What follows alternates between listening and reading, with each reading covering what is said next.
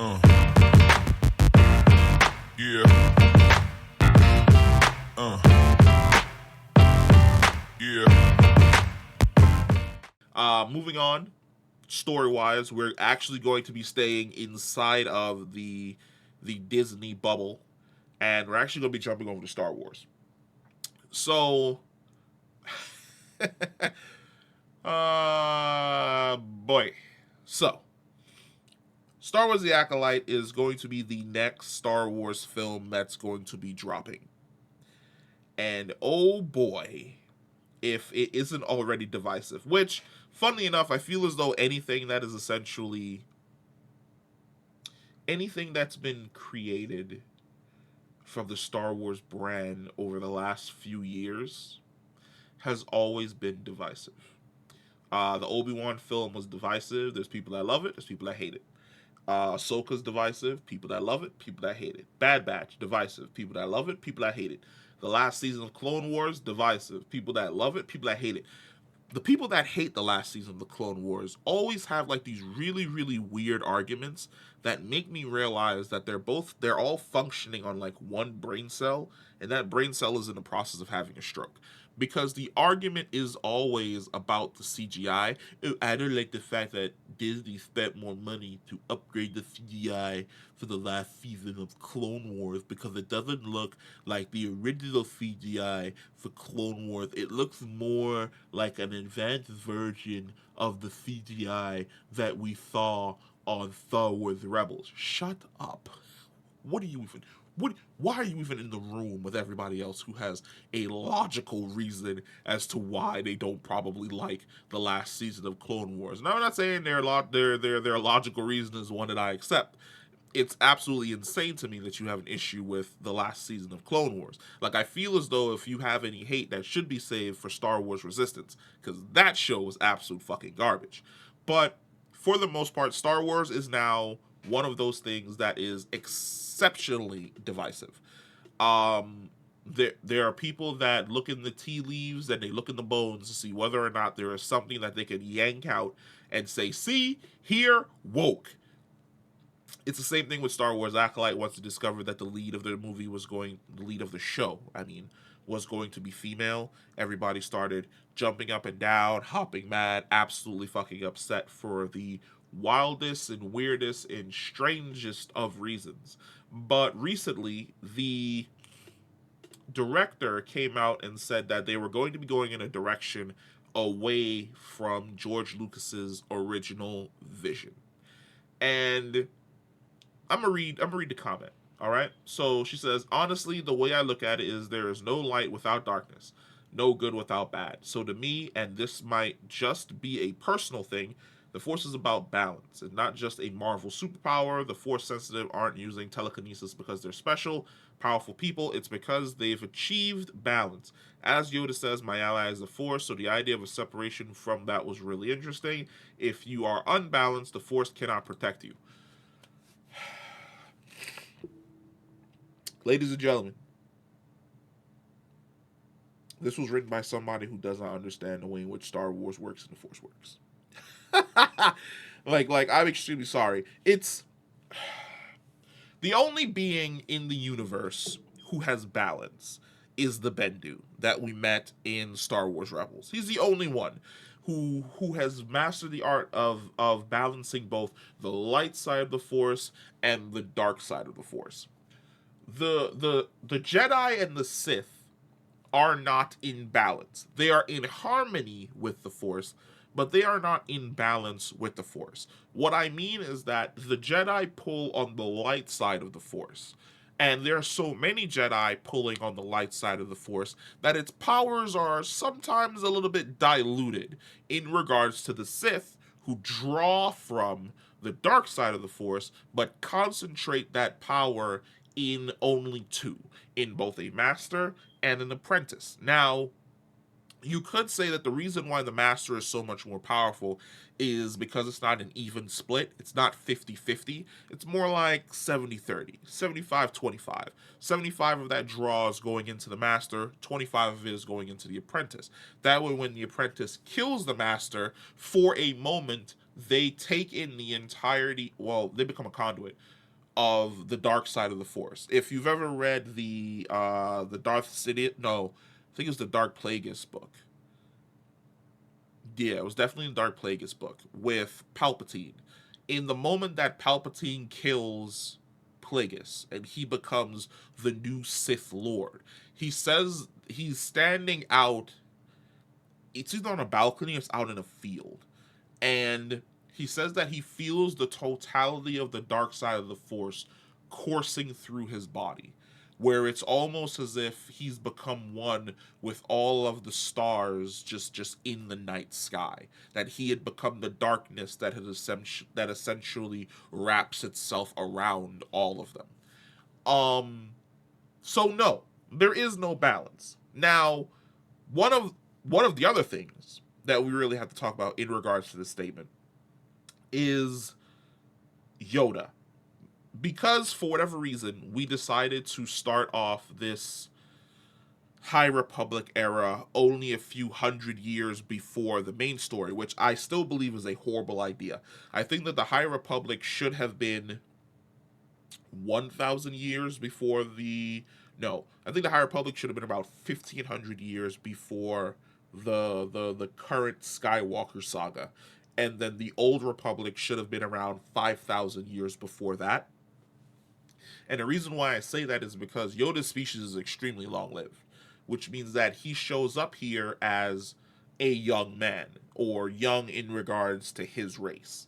And it's actually Yoda himself that is the reason that the Jedi end up in the precarious situation they end up in during the Skywalker saga, which is that Yoda, when he becomes and starts moving towards being a master and then becoming a grand master of the entire order, he begins to make them more dogmatic, where they're more, oh, the Sith don't exist, where we only focus upon the light. We don't form connections anymore with anybody else. We don't do marriage. He begins to get rid of the things that make the Jedi people.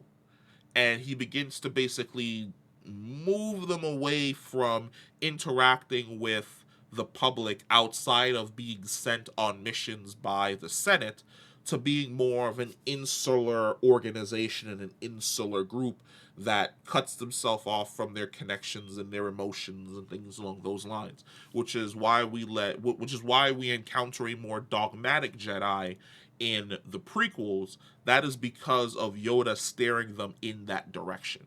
Now, I feel as though if you wanted to essentially introduce a new concept to Star Wars, because of the High Republic era and before Yoda begins making these changes, instead of talking about, oh, it's balance between the light side and the dark side, and it's not about the separation, and if you're unbalanced, you can't use the Force. No. You should have focused on the Jedi being more personable. That they crack jokes, they laugh, they drink beer, they fall in love. They have relationships, they have families, they have, or maybe they don't have families, but they have kids. They're more hot-headed, they're more rash. You made the Jedi more of an emotional organization, and then you have Yoda essentially come in and start making these changes, and on the surface make it look as though these changes make sense, that these changes are being implemented for a reason, because they have to essentially rein in some of the situations and stupidity that the Jedi may be finding themselves in. Like, a Jedi who's out drinking in a bar, who gets into a bar brawl or something on the side that makes the order look bad.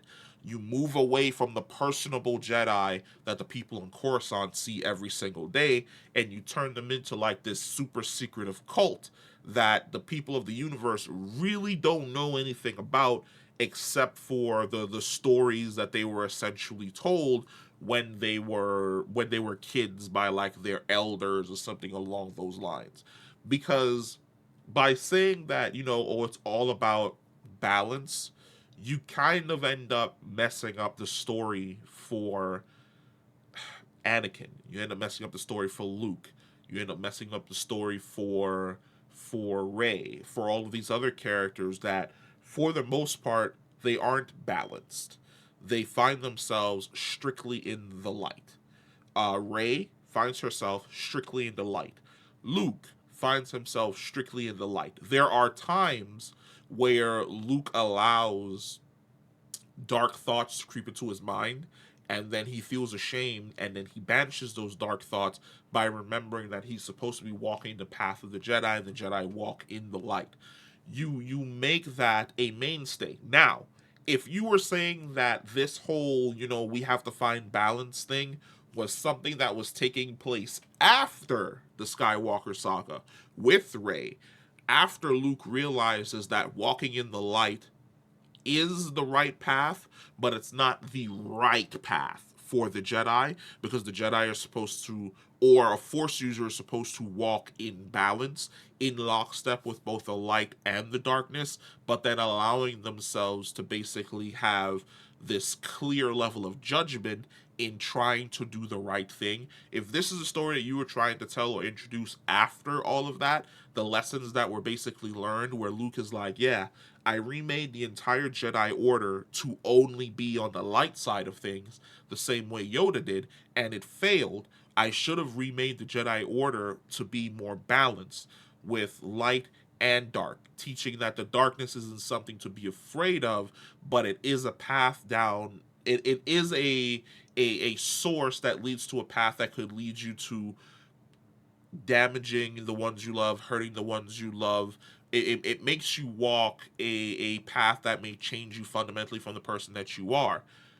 Then I would more or less accept this summarization. But the summarization that is essentially being introduced in regards to the Force, where the Jedi have to walk this line of balance, which is set hundreds of years before that is even a concept that any of the Jedi would be willing to even acknowledge or accept, is flawed.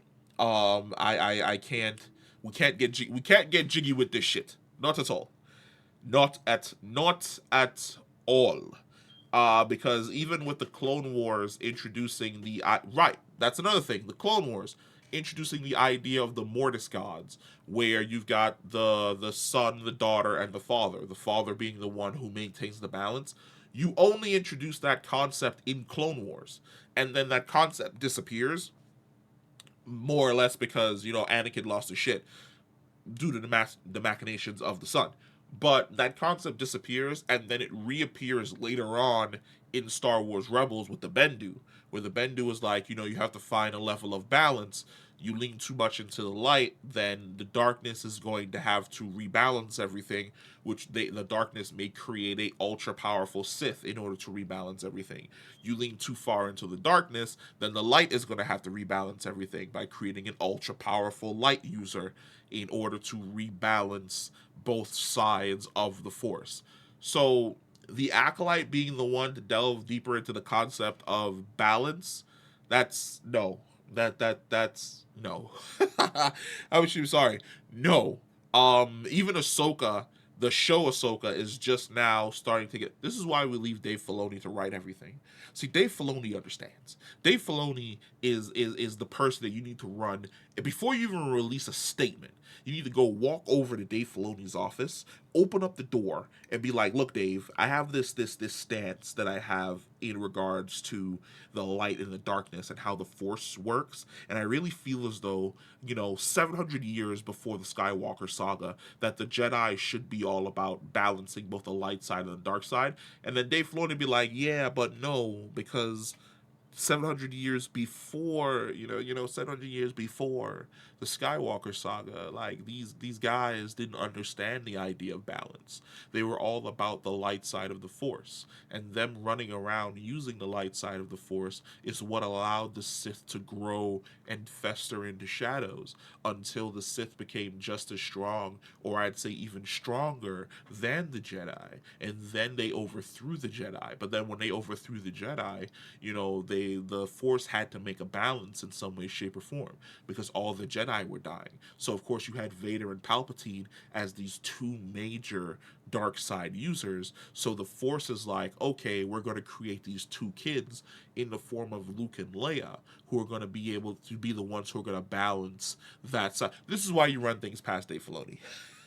Just walk over to his office. You guys work in the exact same building. Just take those 15 steps over to his office and be like, look, Dave, I'm about to send this tweet out, or I'm about to post this thing on Reddit. I just give me your thoughts. That way he can tell you whether or not you're smart or whether or not your idea is shite. Because the idea of like I said, the idea of imbalancing, of selflessness, as opposed to selfishness, the dark side and the light side, that's not a thing the Jedi from 700 years ago were going to be concerning themselves about. Post Skywalker Saga Jedi, sure. Pre Skywalker Jedi,